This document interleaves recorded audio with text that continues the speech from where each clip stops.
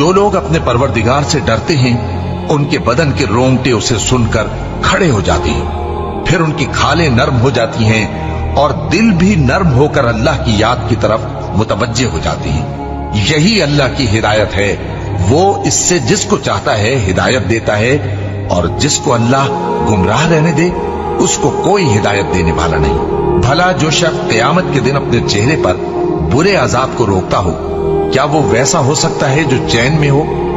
اور ظالموں سے کہا جائے گا کہ جو کچھ تم کرتے رہے تھے اب اس کے مزے چکھو۔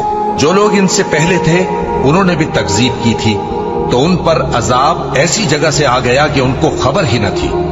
پھر ان کو اللہ نے دنیا کی زندگی میں رسوائی کا مزہ چکھا دیا، اور آخرت کا عذاب تو بہت ہی بڑا ہے۔